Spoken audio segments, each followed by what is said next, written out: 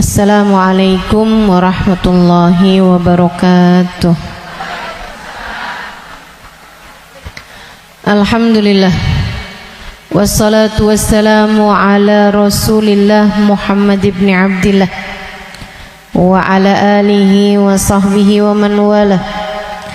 Subhanaka la ilma lana illa ma 'allamtana innaka antal alimul hakim. Rabbi shrah li sadri wa yassir li amri wahlul 'uqdatan min lisani yafqahu qawli. Amma ba'du. Tentang kematian, apa yang dia perjuangkan di masa kehidupan tidak ada yang jadi bekal saat dia meninggal dunia.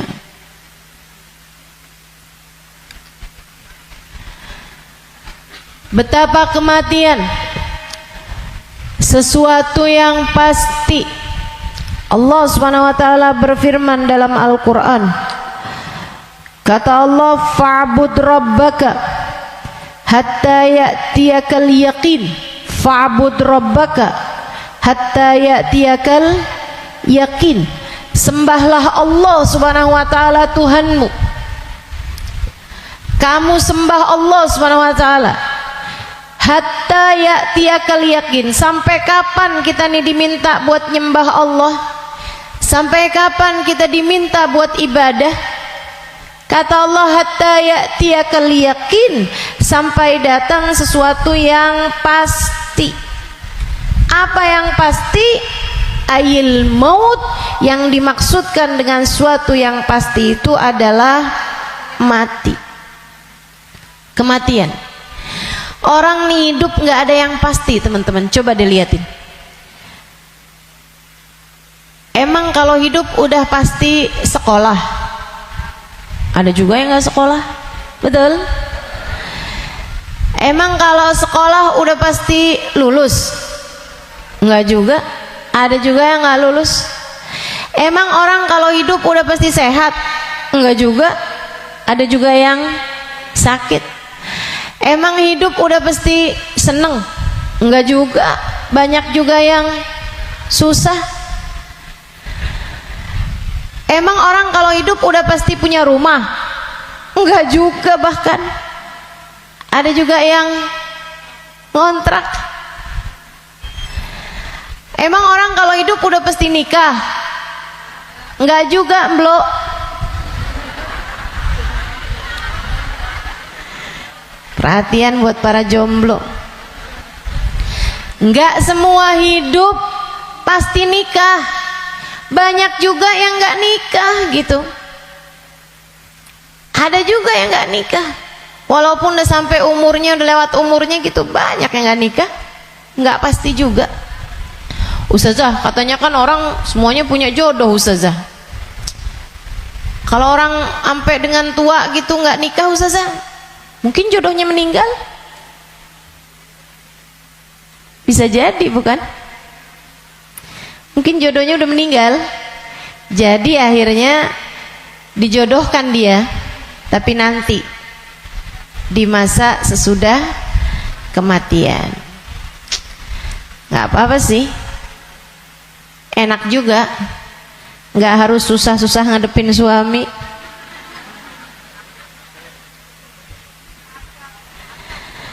Tapi yang nikah juga enak juga sih, ya kan? Betul. Yang nikah ada enaknya, ada nggak enaknya. Yang nggak nikah ada enaknya, ada nggak enaknya. Yang nggak enak itu yang maksiat. Yang nggak enak itu yang nggak jadi hamba Allah yang taat. Itu nggak enak hidupnya. Nggak bakalan enak hidupnya. Karenanya siapapun kamu di atas muka bumi ini harus belajar, berusaha buat jadi hamba Allah Subhanahu wa taala yang taat. Mudah-mudahan Allah mudahkan. Amin ya rabbal alamin.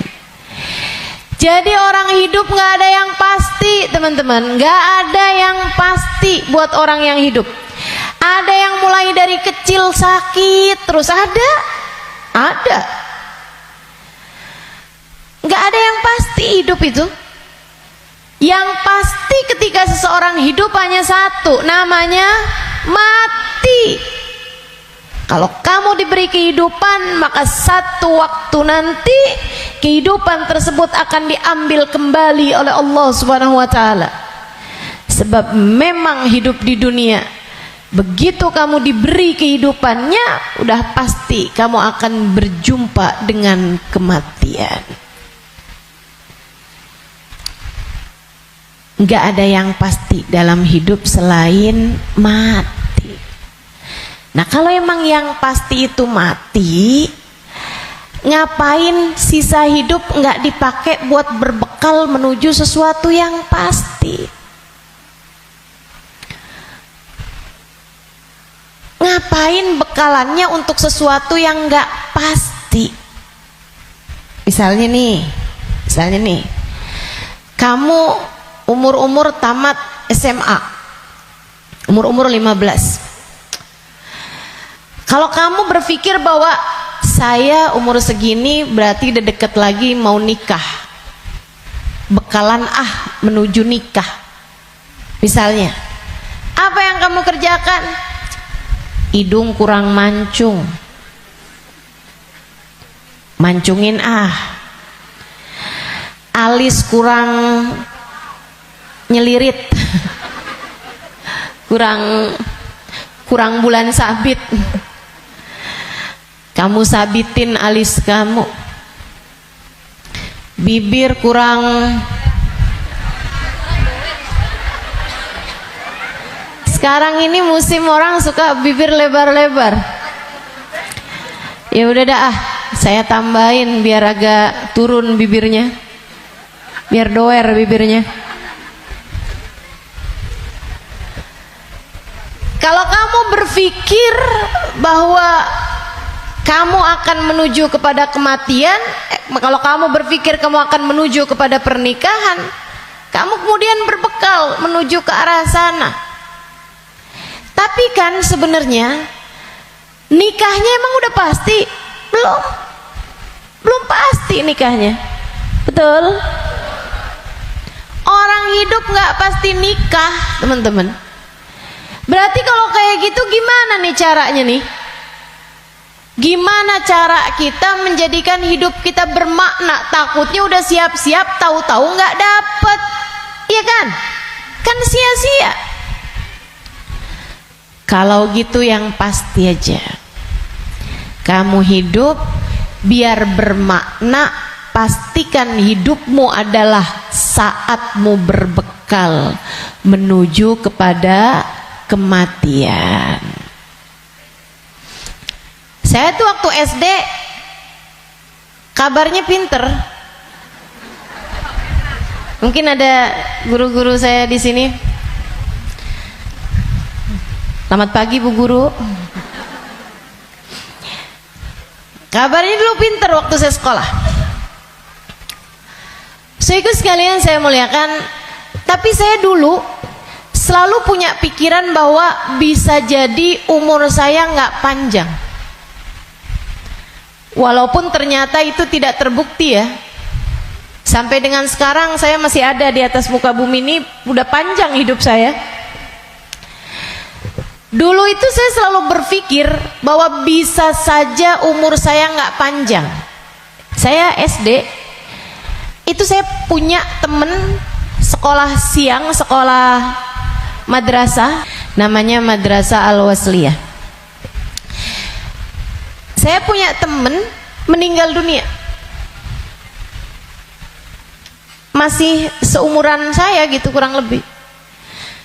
Sejak saat itu saya kayak selalu berpikir bahwa bisa jadi umur saya nggak panjang, bisa saja saya juga meninggal dunia gitu.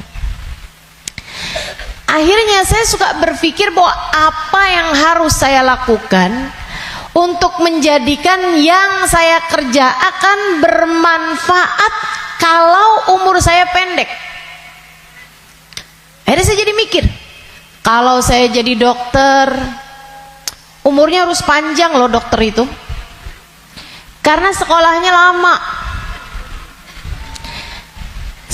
SMP, SMA, kan saya ceritanya SD, SMP, SMA, kuliah. Kuliahnya S1, habis itu S2, habis itu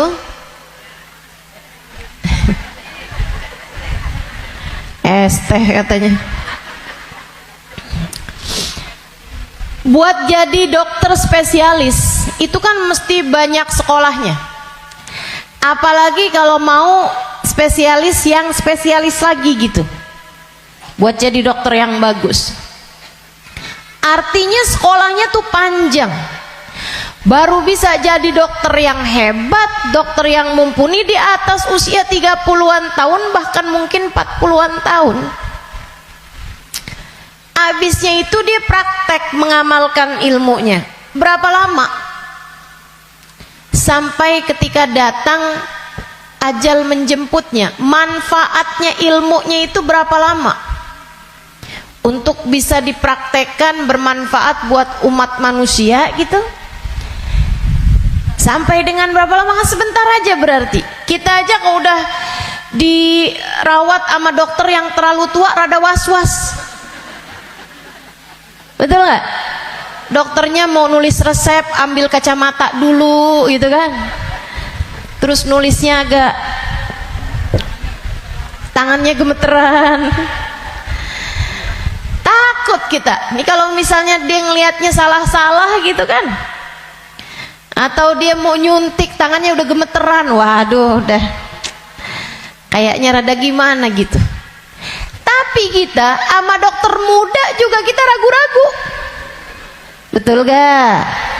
Coba tuh, betapa ternyata mau jadi dokter aja itu umurnya cuman dari sekitar 40 sampai ke 50 atau 60 tahun dah gitu.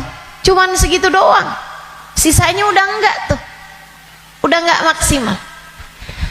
Saudaraku sekalian saya muliakan, saya jadi mikir gitu, wah kalau gitu nggak usah jadi dokter deh. Takutnya umur 30-an tahun saya meninggal, saya nggak bekalan apa-apa nih.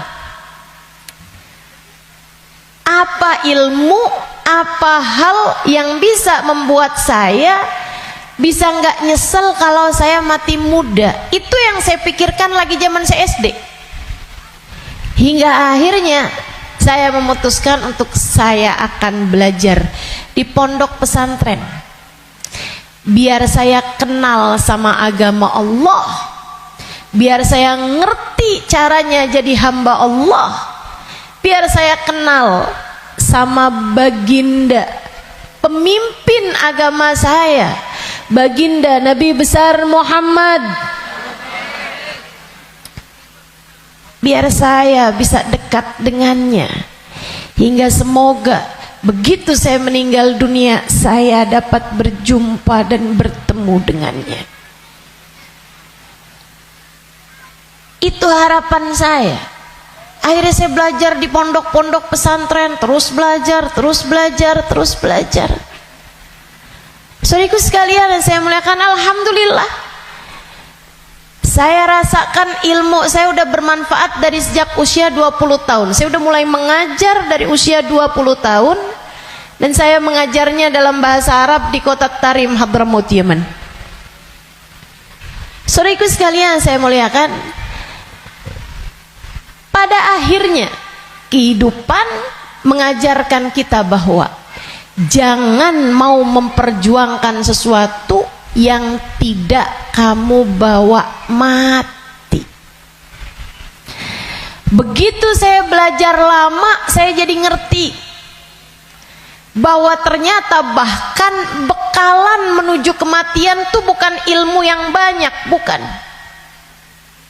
Akan tetapi hati yang tersambung dengan Allah penciptanya.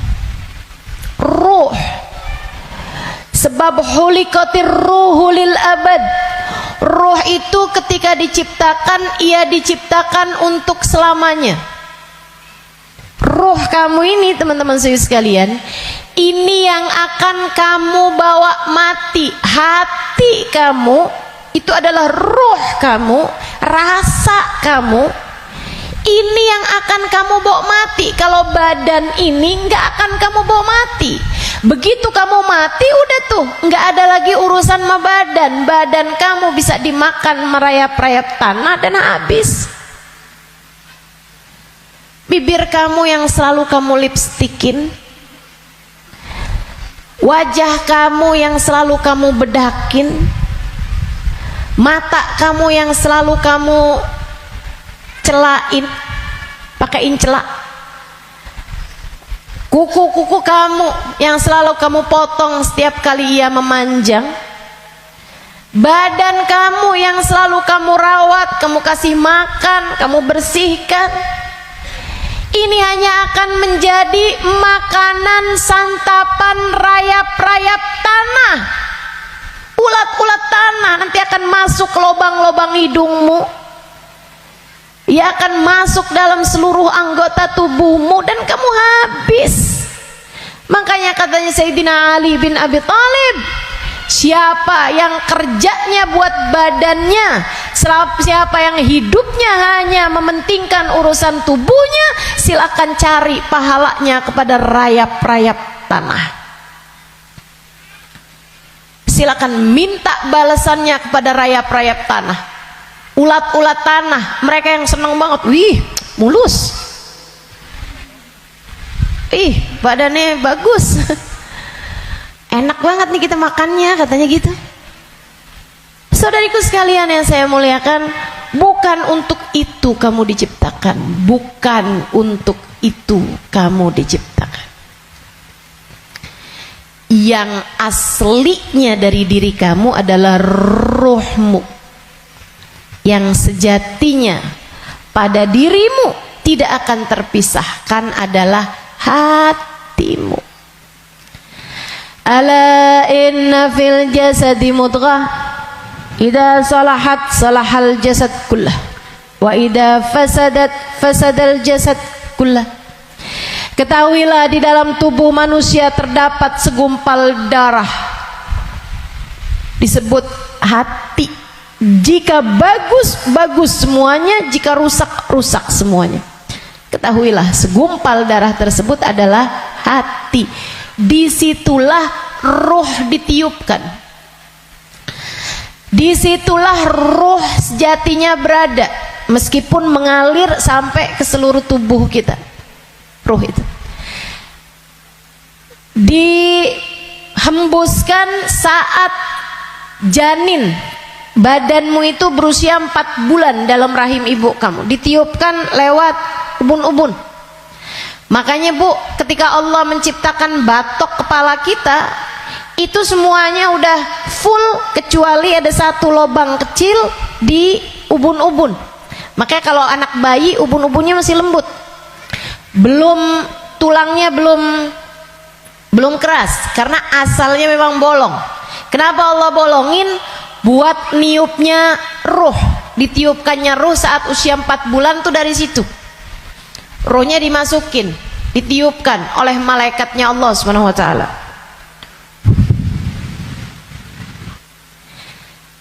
Pusatnya ditaruh di jantung atau di hati, dia pusatnya tuh ditaruh di hati, menyebar ruh tersebut sampai ke ujung-ujung jari. Itu ruh. Kalau datang kematian, dicabut lagi dari ubun-ubun. Malaikat pencabut nyawa sama halnya dengan malaikat peniup ruh, itu memulai pekerjaannya dari ubun-ubun. Nyabut nyawanya juga dari sini.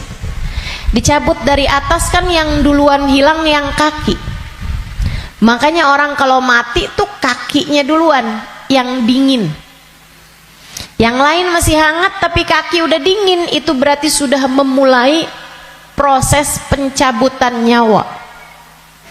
Sama kayak ada prosesnya bayi ketika keluar, makanya ada istilah pembukaan 1, bukaan 2, bukaan 3 tuh.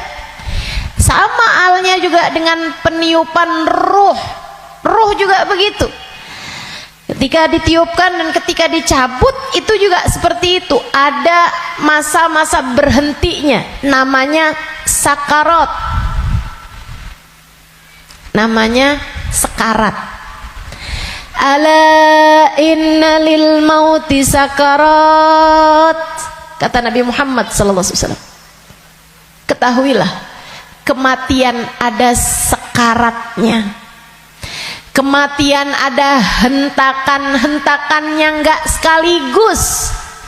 Kematian ada tahapan-tahapannya. Ditarik jeret, sampai ke lutut. Jadi yang dingin duluan, yang gak ada ruhnya duluan kakinya.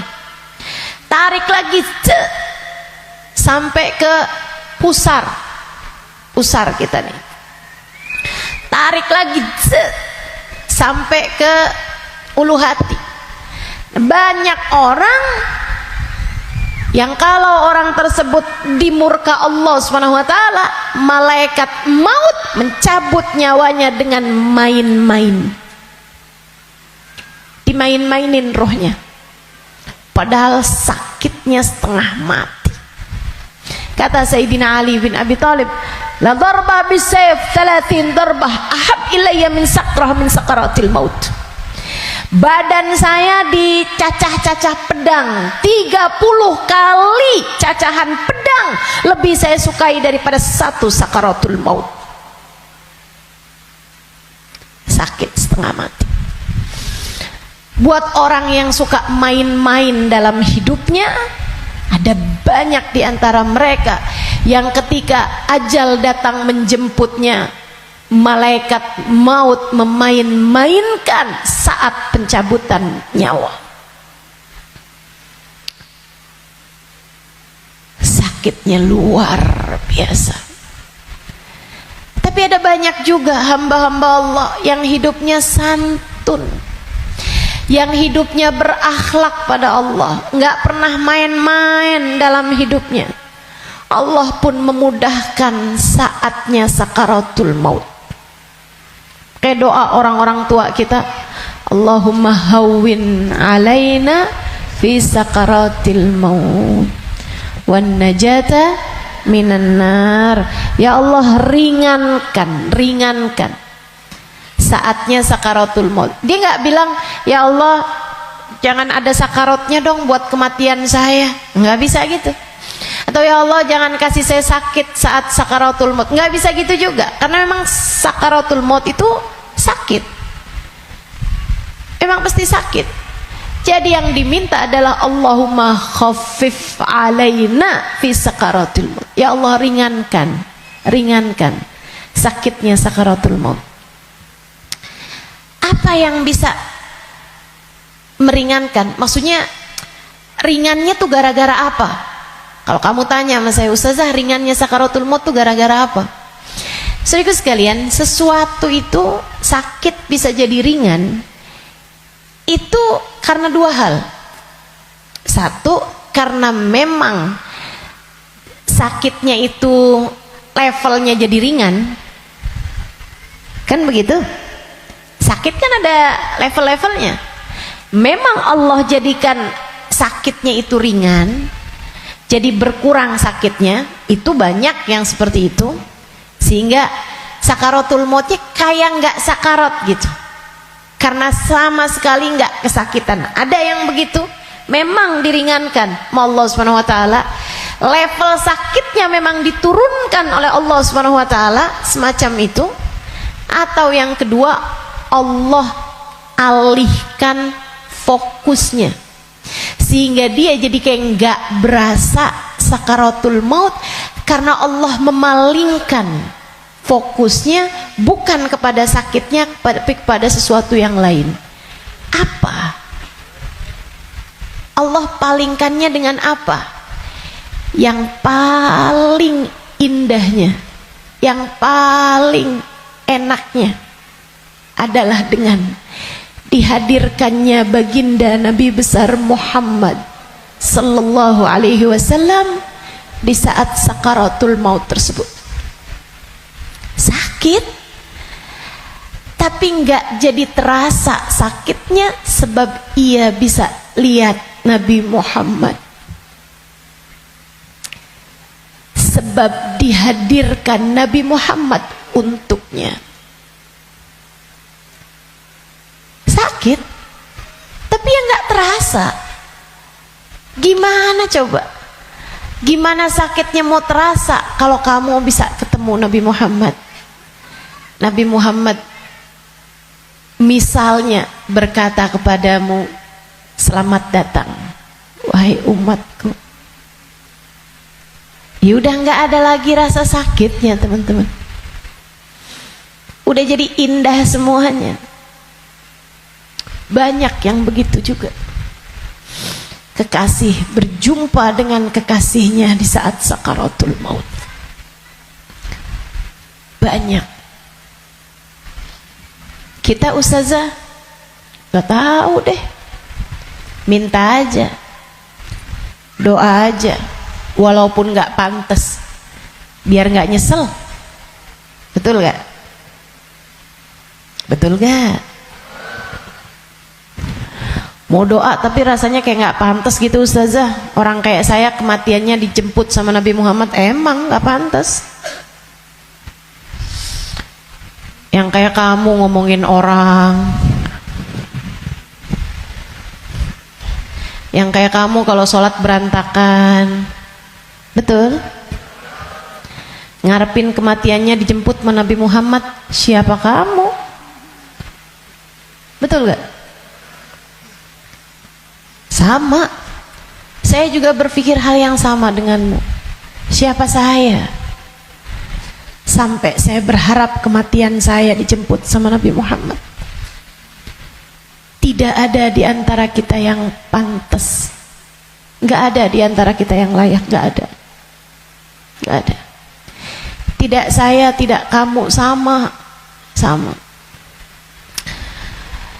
Tapi kita tetap berdoa, kita tetap meminta kepada Allah Subhanahu wa taala. Kali-kali aja doa kita diijabah. Ya siapa tahu ya kan? Siapa tahu. Soalnya takut kalau nggak minta nyesel. Sebab Nabi Muhammad itu dermawan. Sebab Nabi Muhammad itu dermawan. Kadang-kadang orang kalau dermawan tuh kita nggak bisa kira, tahu-tahu memberi lebih dari yang kita minta. Itu sakaratul maut. Nanti habis cabut tuh dari pusar sampai ke dada, dada, hati itu teman-teman pusatnya. Allati tattali'u alal afidah. Sampai ketika roh tersebut nyampe di afidah, nyampe di dada, tempatnya hati kita itu, pusatnya. Makanya orang kalau ngerasa sakit hati pasti pegang dadanya gitu. Nggak ada yang pegang kepalanya, sakit hati saya, nggak ada. Apalagi pegang kaki, sakit hati saya, nggak ada. Pasti bilang sakit hati saya gitu, yang dipegang dada, karena memang tempatnya ruh, pusatnya itu adanya di situ, hati kita. Itu sakaratul maut paling sakitnya tuh di situ, karena sumbernya tuh di situ. Baru kemudian dicabut lagi sampai ke ghargharah, sampai ke leher.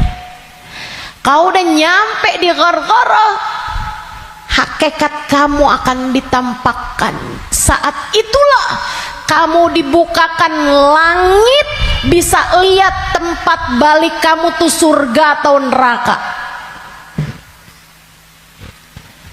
Dan itu bisa terjadi tahun depan, dan itu bisa terjadi bulan depan untukmu atau untukku.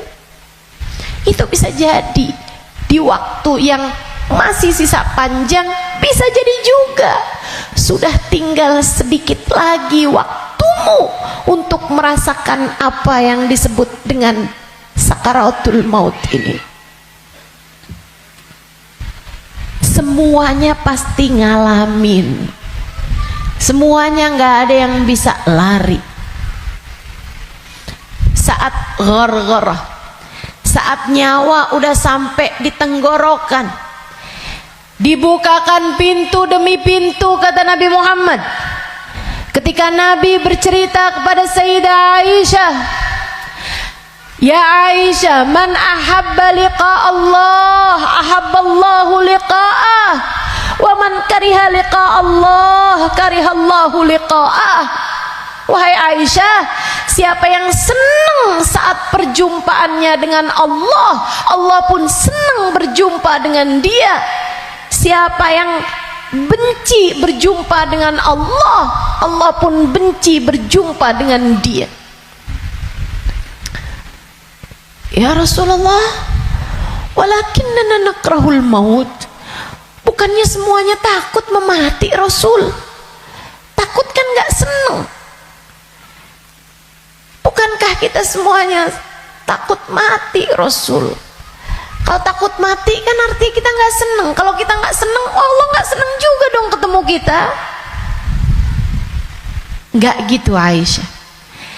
Tapi nanti saat ghargharah, saat nyawa sudah di tenggorokan, Allah akan bukakan langit-langit dan Allah akan perlihatkan tempat kembali bagi roh seseorang. Rohnya itu baliknya kemana? Siapa yang ketika dibukakan langit-langit tahu tempat kembalinya adalah neraka, dia pun takut ketemu sama Allah, dia benci berjumpa dengan Allah, Allah pun benci berjumpa dengannya, walaupun dia bunuh diri sekalipun. Dia bunuh diri nih, pengen mati kan orang bunuh diri, tapi begitu ruhnya sampai di tenggorokan, begitu dia lihat tempat kembalinya adalah neraka, dia pun takut, kepengen gak jadi bunuh diri. Dia pun pengen balik hidup lagi, karena dia lihat ternyata tempat kembalinya adalah neraka yang sangat menakutkan. Dia benci berjumpa dengan Allah, Allah pun benci berjumpa dengannya. Sebaliknya, orang mukmin, orang yang tawadhu, orang yang hidupnya buat nyari Allah, walaupun sebenarnya takut, walaupun sebenarnya ngeri, tapi saat langit dibuka, dia diperlihatkan bahwa tempat kembalinya adalah surga. Dia pun rindu, dia pun ingin, dia pun cinta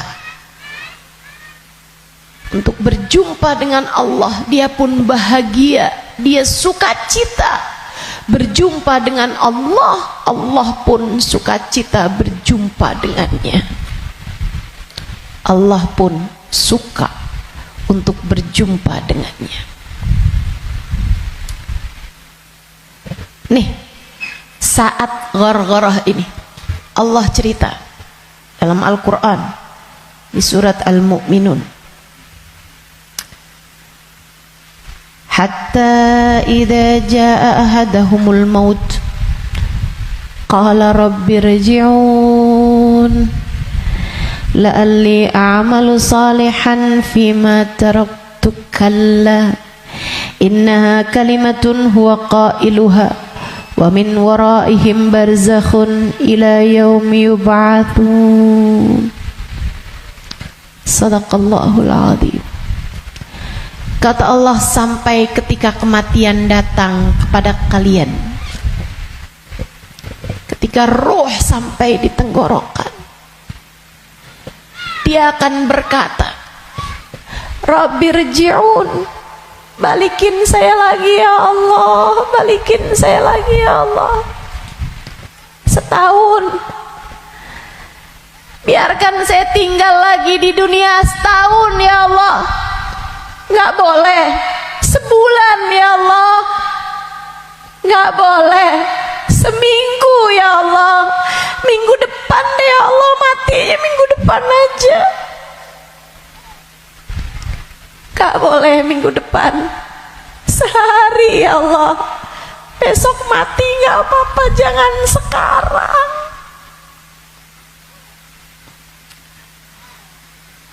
Nggak boleh. Sejam ya Allah, sejam. Sejam lagi matinya ya Allah, balikin lagi ya Allah. Rabbi rji'un la'alli a'malu salihan fima taraktu. Saya akan segera bagi-bagi harta saya buat sedekah. Saya akan segera sholawatan kepada Nabi Muhammad. Saya bakal segera baca Al-Quran. Saya bakal segera sholat. Saya mau minta maaf sama orang-orang.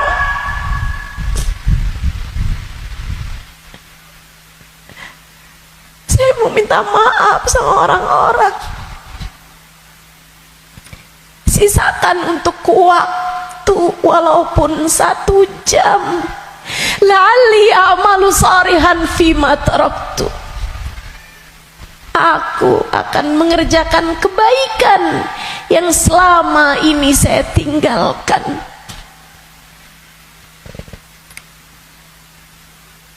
Apa jawab Allah? Kalla innaha kalimatun huwa qailuha. Enggak ada. Sekarang kalimatmu itu hanya jadi omong kosong belaka. Enggak ada ceritanya kamu dikabulkan. Waktunya sudah habis. Game over. End. Udah habis. Kamu nggak punya nyawa cadangan. Kamu nggak punya hidup simpanan. Kamu tidak sedang dalam masa percobaan. Begitu kamu masuk usia balik, semua sudah mulai tercatat untukmu. Tak ada lagi waktu untuk kembali. Innaha kalimatun huwa qailuha. Itu hanya sekedar kalimat disampaikan begitu aja. Kamu minta balik, enggak ada ceritanya. Wa min waraihim barzakhun ila yaumi yub'atsun. Sekarang waktunya kamu hidup di alam barzakh sampai hari kiamat datang. Dah tuh, nggak bisa balik lagi. Makanya serem sama kematian teman-teman, karena dekat. Aqrab ghaib yuntadhar, kata Nabi Muhammad. Perkara gaib yang paling dekat sama kita kematian. Si ini meninggal, si itu meninggal, si itu meninggal, si itu meninggal. Semua meninggal. Maka sebagaimana kamu melihat satu hari ada jenazah diangkut, satu waktu jenazah kamu yang diangkut. Sebagaimana kamu lihat ada nama seseorang, kamu dengar nama seseorang diumumkan di masjid, satu waktu namamu yang akan diumumkan di masjid. Kamu lihat satu hari ada nama seseorang muncul dengan ucapan berbela-sungkawa, turut berduka cita, yang ada di Instastory orang-orang, satu waktu nama kamu yang akan ditulis di situ. Sebagaimana ada broadcast di grup-grup WhatsApp yang menuliskan nama-nama orang dengan ucapan meninggal dunia, satu waktu akan ada namamu yang ada di situ. Inna lillahi wa inna ilaihi rojiun. Turut berduka cita atas meninggalnya Halimah binti Utsman al-Idrus. Akan ada waktunya. Semua akan ada waktunya. Semua akan ada gilirannya. Pasti, tanpa terkecuali. Kamu akan datang giliranmu. Pasti, tanpa terkecuali. Kamu bakal mati, Bu. Kamu akan mati, Dek. Kamu bakal mati, Nak. pasti. Masalahnya tinggal, akankah Allah berkenan menerimamu? Saya tuh dulu suka liatin tulisan kalau ada orang meninggal dunia, semoga rohnya diterima di sisi Allah. Saya suka mikir gitu, ya masa ditolak, ya diterima lah. Fakta membuktikan. Kita nggak pernah lihat ada orang habis meninggal dunia terus balik lagi. Lah, bukannya kamu seminggu yang lalu meninggal? Oh, nggak diterima. Pernah? Nggak pernah. Ya, saya suka pikir gitu, jadi terima lah. Masa mau ditolak? Orang meninggal mau meninggal gitu. Tapi sesudah saya belajar, tuh waktu saya kecil mikirnya begitu. Sesudah saya belajar di pondok pesantren, belajar terus. Saya jadi faham betapa berartinya ucapan itu. Sebab kamu, saya, ketika meninggal dunia akan menjadi salah satu dari dua kelompok orang. Ada yang ruhnya diterima di sisi Allah dengan penuh keridhaan. Ada yang ruhnya diusir dari rahmatnya Allah, sebab Allah murka kepadanya. Kalau waktu hidup kayak gini nih, kamu lagi punya perlu, kamu datang ke rumah saudaramu, ditolak dari yang satu, bisa kamu datang ke tempat saudaramu yang lain. Anak kamu harus masuk rumah sakit, harus segera dioperasi, misalnya gitu. Harus ada DP yang harus kamu bayar, atau ada keperluan apapun misalnya. Kamu bisa datang ke tempat saudaramu, dia nggak bukain pintu, kamu bisa datang ke tempat yang lain. Dia nggak ngasih, kamu bisa datang ke tempat yang lain. Kamu misalnya mau bikin kopi, gulanya nggak ada, misalnya gitu, kamu bisa datang ke tempat saudara kamu, sebelah kamu, tetangga kamu, nggak dikasih, nggak dibukain pintu, atau dia bilang nggak ada misalnya, bisa lagi ke tempat saudaranya, tempat sebelahnya. Orang hidup ini andai ditolak dari yang satu, kita masih punya pilihan tempat yang lain. Seapa-apanya masih ada pilihan tempat yang lain. Tapi kalau kamu meninggal dunia, kamu hanya akan menjadi wa inna ilaihi raji'un, hanya akan kembali kepada Allah Subhanahu wa ta'ala. Kalau pintu rahmatnya Allah tertutup darimu, kalau kamu diusir dari kasih sayang Allah Subhanahu wa ta'ala, Allah tidak berkenan menerimamu, kemana kiranya kamu akan pergi? Terusir dari pintu rahmatnya Allah, kamu mau kemana? Bu, Kak, Dek, Nak, saya sampaikan ini dengan sungguh-sungguh. Jangan pernah mau main-main dalam hidupmu. Jangan main-main sama hidup. Sebab selama kamu hidup, kematian masih akan membayangi. Dan begitu datang kematian sementara Allah belum ridho kepadamu, sangat mungkin rohmu tidak diterima Allah, hingga Allah pun mengusirmu dari pintu rahmatnya, dan kamu dikembalikan kepada lembah kemurkaannya.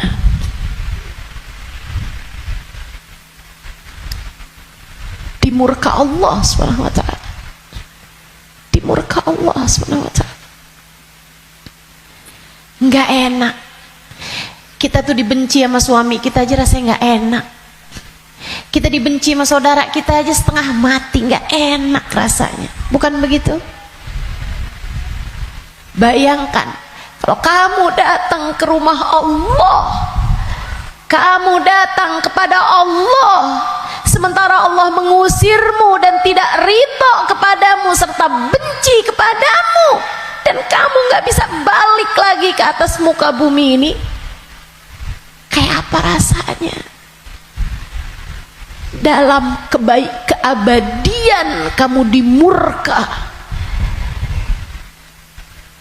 dalam keabadian kamu dibenci, dalam keabadian kamu tersiksa.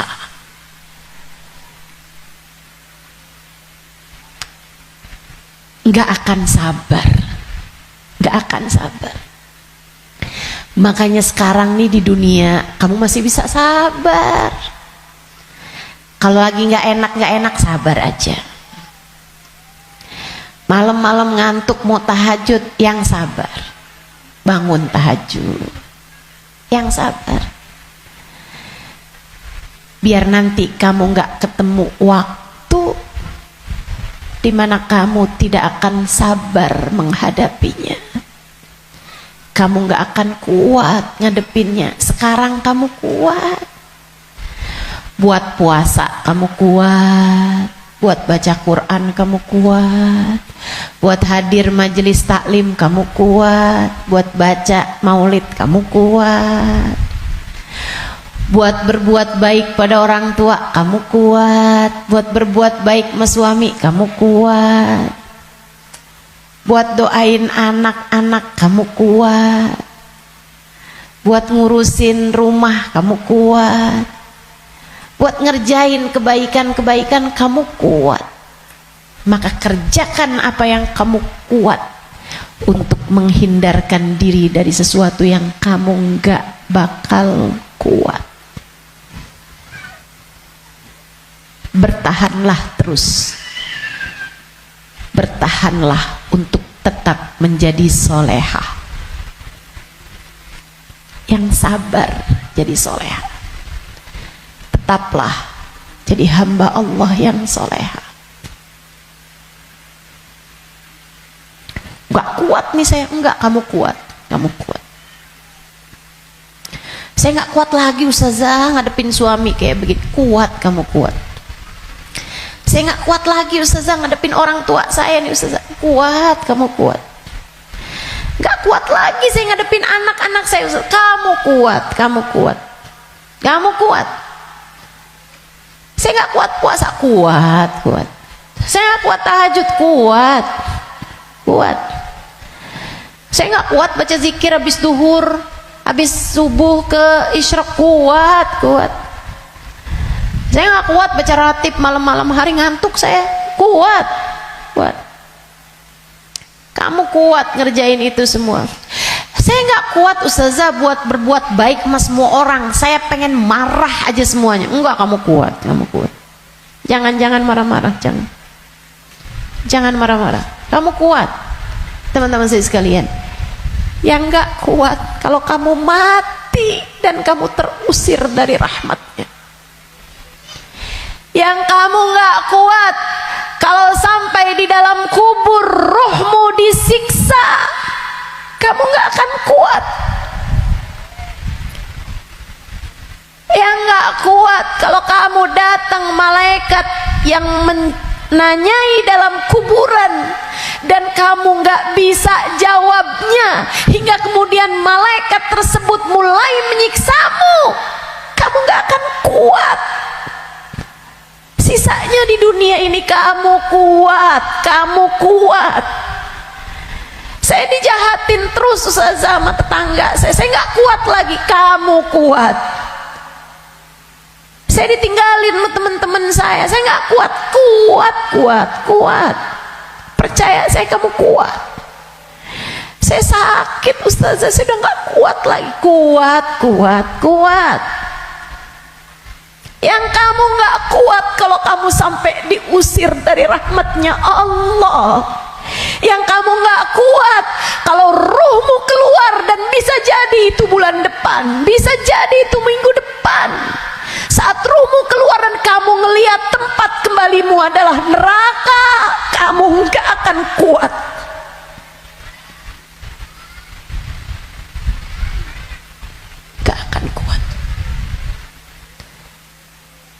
saat kamu berkata, Rabbirji'un la'alli a'malu salihan fima taraktu. Ya Allah, balikin saya ke dunia ya Allah, balikin saya, kasih saya hidup lagi ya Allah. Itu yang kamu gak akan kuat. Sekarang di dunia semuanya kamu kuat jalaninnya, kuat, kamu mampu, bisa bertahan untuk tetap menjadi solehah. Percaya saya sangat miskin Ustazah, saya udah gak kuat lagi hidup di dunia ini. Kamu kuat, kamu kuat. Saya ambil utang aja Ustazah, dipinjol, saya udah gak kuat lagi. Kamu kuat, jangan utang, jangan utang, jangan ambil utangan, apalagi pakai riba. Lebih kamu nanti tambah rusak jalannya, tambah salah hidup kamu. Kamu kuat menjalani kehidupan di atas muka bumi ini teman-teman. Yang kamu gak kuat kalau sampai mati Allah murka padamu, kamu gak akan kuat. Maka yuk berbekal. Dengan apa berbekalnya? Satu, hidup yang benar. Tetaplah istiqomah. Sholat jangan ditinggal, ibadah jangan ditinggal. Apa yang kamu bisa kerjain, kerjain. Sedekah biar kata sedikit jangan ditinggal. Saya orang miskin Ustazah, saya nggak bisa sedekah banyak-banyak. Tapi kamu masak, banyakin kuahnya kata Nabi. Bagiin tetangga, kasihin tetangga kamu pas kamu lagi masak. Saya nggak bisa sedekah Ustazah, tapi kamu masak nasi, masak pakai sambal, iya. Apa? Tempe goreng, banyakin, sisain dikit buat tetangga kamu, kasih buat orang yang susah juga yang ada di sekitarmu.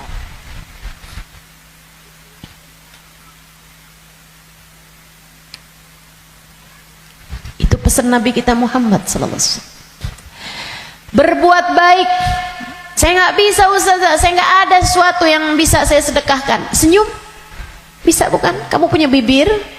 Ya punya sih Ustazah. Ya udah senyum aja kalau gitu.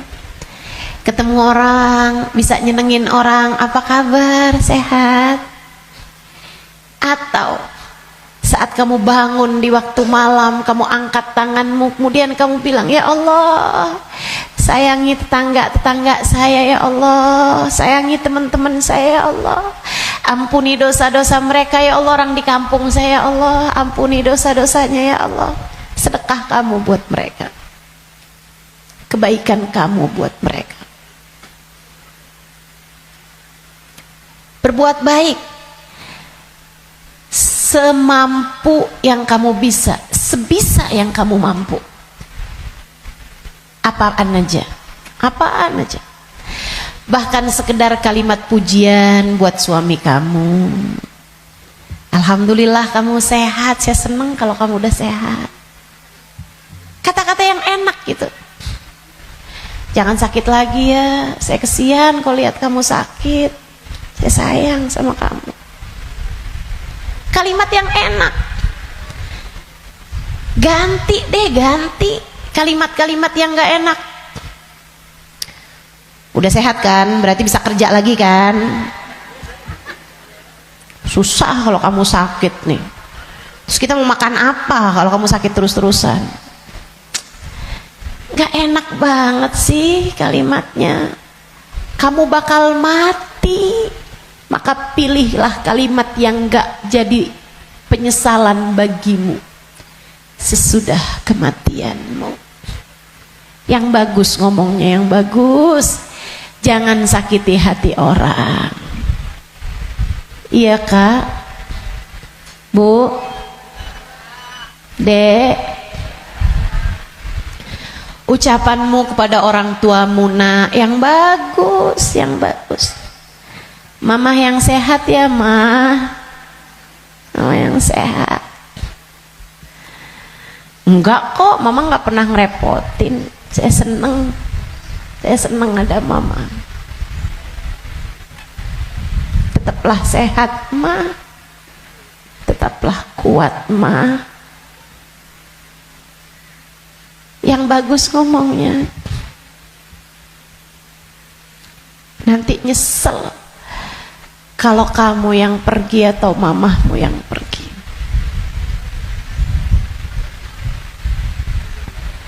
Kepada abahmu, ayahmu gitu juga, ngomong yang bagus-bagus aja, biar nggak tambah banyak penyesalanmu ketika datang ajal menjemputmu.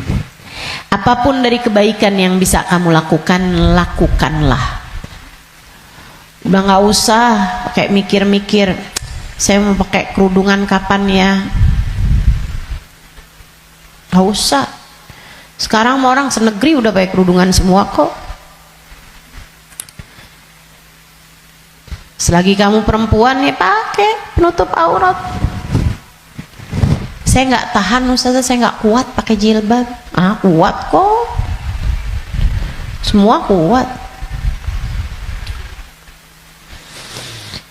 Bismillah, bismillah. Lakukan kebaikan, jangan tinggalkan. Sebab seperti mana kamu hidup, seperti itulah kamu akan mati. Jika kebaikan yang kamu lakukan dalam hidupmu, kamu hanya akan berjumpa dengan kebaikan-kebaikan sesudah kematianmu. Kebaikan kamu lakukan karena Allah, Allah akan membalasmu dengan kebaikan-kebaikan dari sisinya, dan itu akan sangat menyenangkan. Kama ta'ish tamut, sebagaimana kamu hidup, seperti itu pula lah kamu akan mati. Maka tetaplah istiqomah di jalan Allah. Itu bekal utama. Bekal keduanya, selalulah berdoa, selalulah meminta kepada Allah agar dikaruniai husnul khatimah.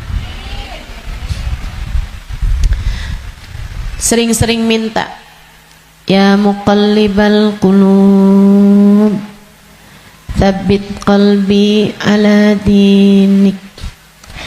Wahai zat yang membolak-balikan hati, tetapkanlah hati kami berada dalam keimanan kepadamu. Selalulah berdoa, Rabbana la tuzigh qulubana ba'da idh hadaitana wa hab lana min ladunka rahmatan innaka antal wahhab. Ya Allah, jangan pernah kau cabut hidayah iman yang telah kau anugerahkan kepadaku. Anugerahkanlah pula untuk kami rahmatmu. Sesungguhnya engkau adalah zat yang maha memberi.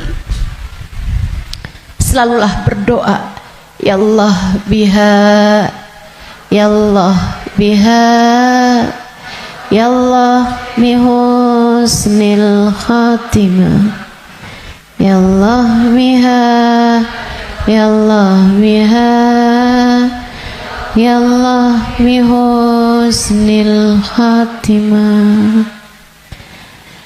Ya Allah, aku mohon padamu, ya Allah, aku minta padamu husnul khatimah, ya Allah, akhir kehidupan yang baik, kematian dengan membawa iman, kematian sedangkan kau berkenan menerima kami, ya Allah. Terus doa, terus minta sama Allah. Sebab la yarudul qada illa doa. Tidak ada yang dapat menolak takdir buruk selain doa. Doa terus, doa terus, doa terus.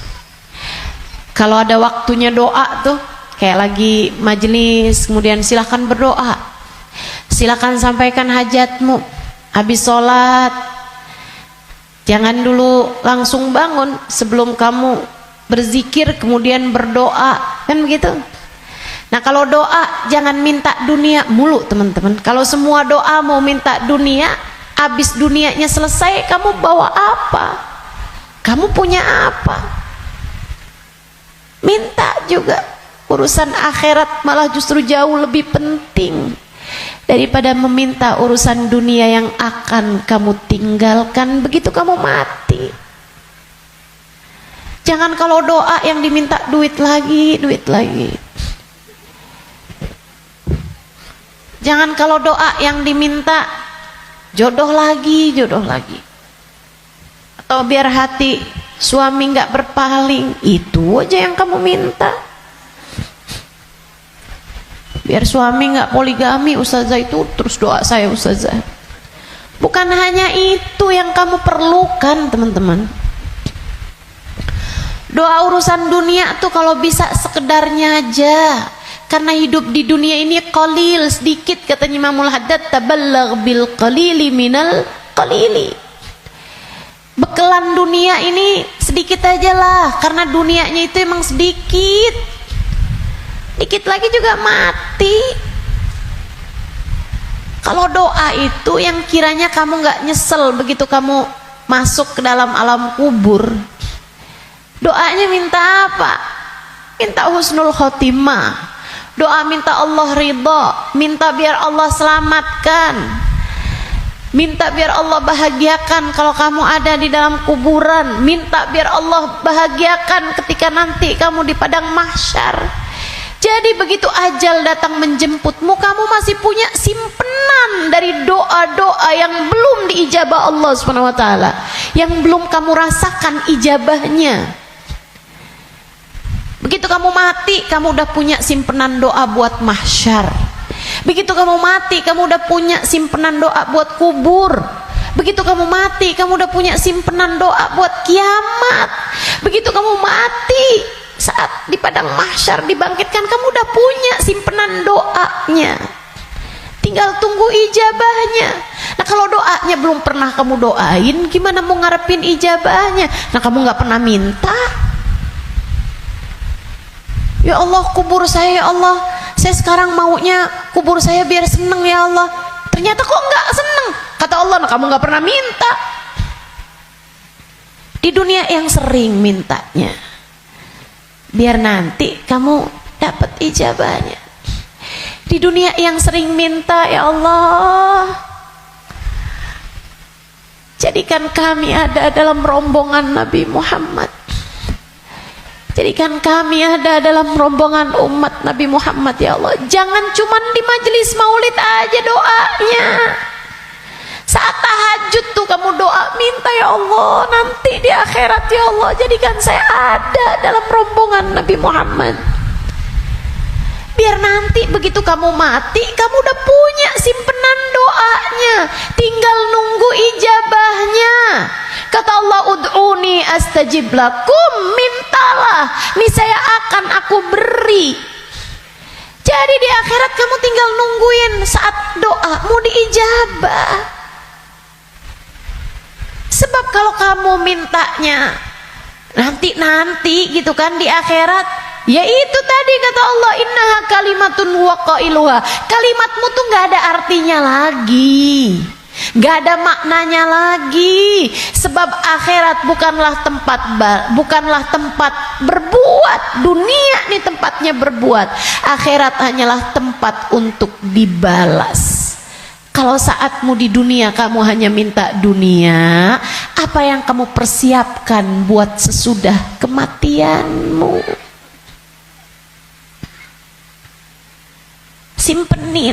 Simpenin doa-doa yang banyak buat akhirat, karena akhirat itu jauh lebih panjang, jauh lebih penting, jauh lebih berarti, jauh lebih bermakna. Dunia ini hanya sebentar, teman-teman. Jangan sampai nyesel. Jangan sampai nyesel.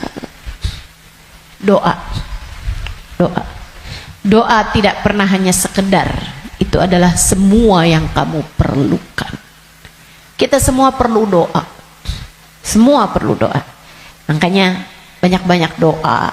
Minta sama Allah agar kehidupan kamu sesudah kematian menjadi kehidupan yang menyenangkan. Amin ya rabbal.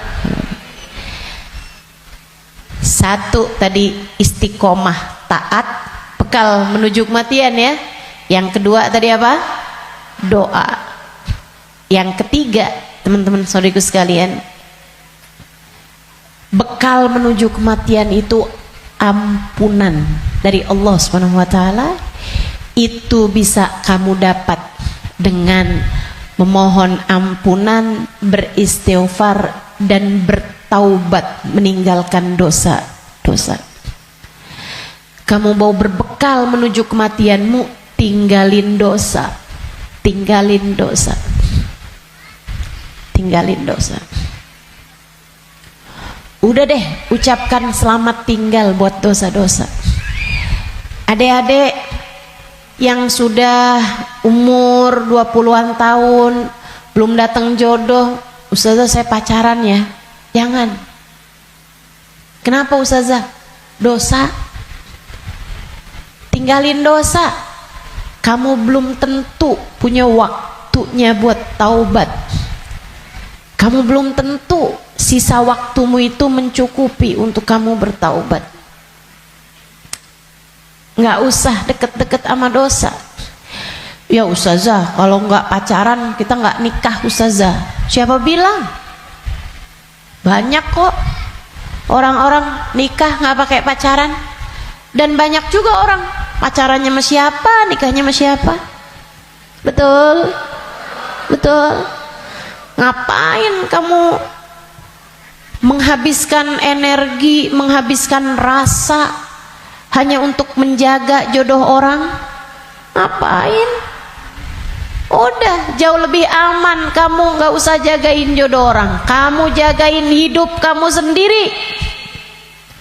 Sebab yang akan mendapatkan balasannya adalah dirimu sendiri. Dek, Nabi Muhammad tuh seneng sama pemuda-pemuda yang taat lebih daripada senengnya Nabi Muhammad sama orang-orang tua yang taat. Jadi kamu nggak usah nunggu tua buat taat. Kamu nggak usah nunggu tua buat deket sama Nabi Muhammad. Justru di saat kamu masih muda, andai pun kamu nanti sampai tua, justru di saat muda nih kesempatan kamu buat deket sama Nabi Muhammad. Sebab Nabi senang sama pemuda-pemudi yang hidup dalam menjalani taat kepada Allah Subhanahu wa taala. Dijanjiin barengan sama Nabi Muhammad. Dijanjiin ada dalam naungan di bawah arasnya Allah di saat tidak ada naungan kecuali naungan Allah. Syab nasya fi taatillah, pemuda, pemudi, laki-laki, perempuan, muda yang hidup dalam taat pada Allah Subhanahu wa taala. Kamu umur masih 17 tahun tapi sudah istiqomah tahajud, Nabi cinta padamu. Kamu umur masih 17-18 tahun, akan tetapi kamu istiqomah baca Al-Quran, Nabi cinta padamu. Umur masih belasan tahun, tapi kamu udah punya zikiran yang kamu istiqomahkan baca. Kamu udah punya solawatan yang kamu istiqomahkan baca. Kamu bahkan nyaris hafal kitab-kitab maulid yang berisi sejarah hidupnya Nabi Muhammad. Fix kamu pantas dicinta sama Nabi Muhammad.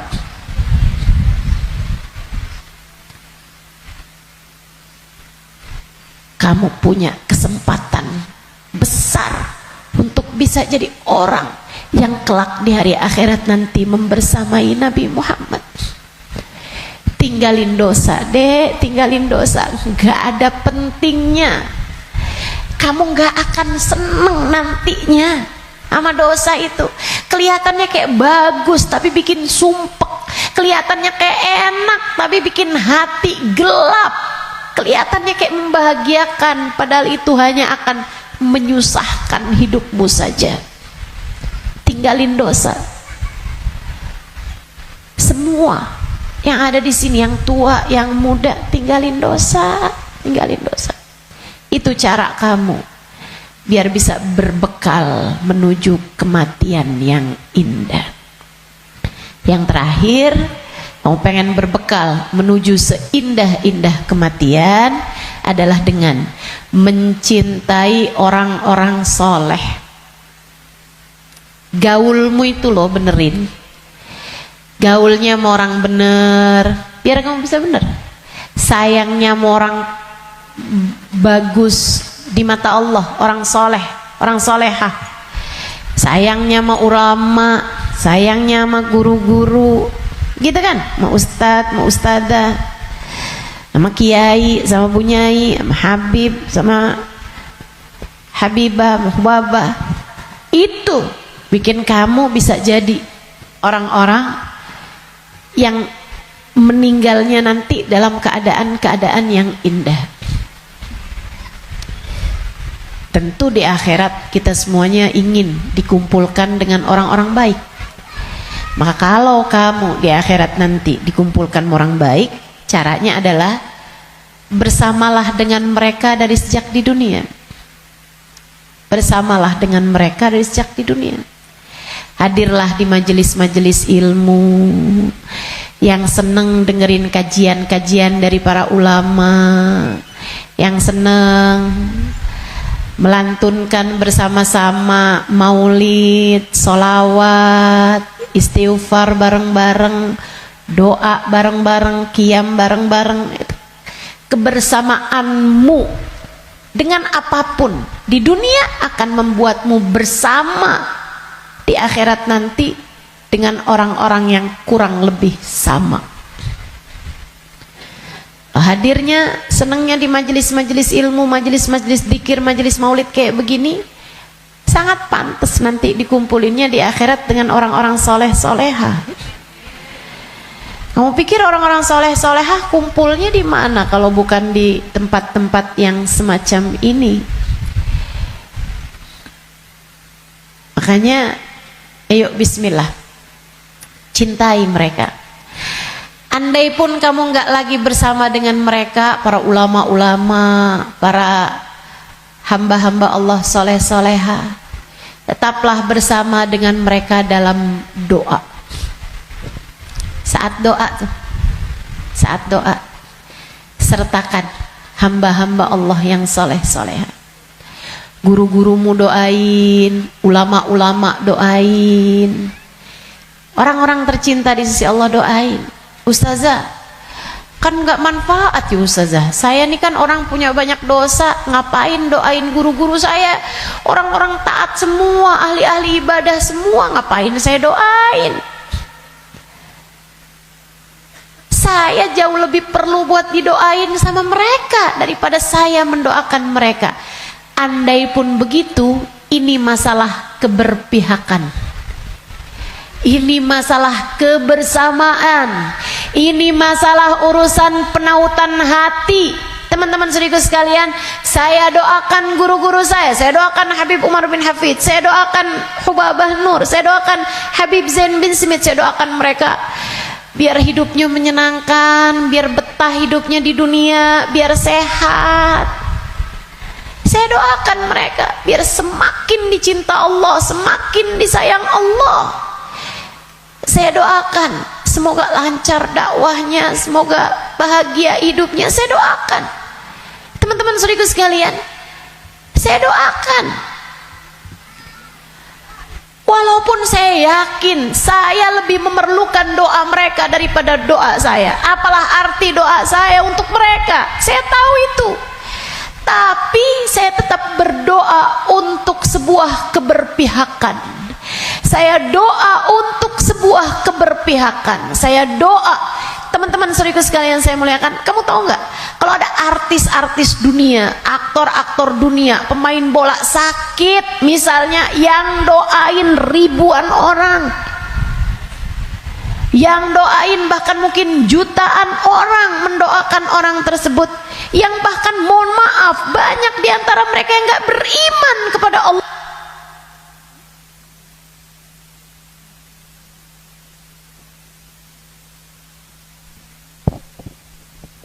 Yang bahkan banyak di antara mereka yang tidak beriman kepada Allah Subhanahu wa taala.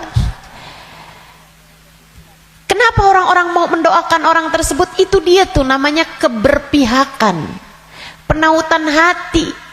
Kita doain guru-guru kita walaupun kita merasa kita lebih perlu doa mereka daripada doa kita, daripada mereka terhadap doa kita, biar Allah tahu ada orang-orang soleh dalam lisan-lisan kita. biar Allah tahu ada mencintai para ulama di dalam hati kita. Biar Allah lihat hati kita punya cinta yang besar kepada hamba-hamba yang tercinta di sisi Allah. Pada akhirnya biar Allah tahu kita ada di jalan mereka. Kita ada di jalan mereka. Biar semoga di akhirat nanti Allah membersamakan kita bersama dengan mereka. Penting mencintai orang-orang soleh.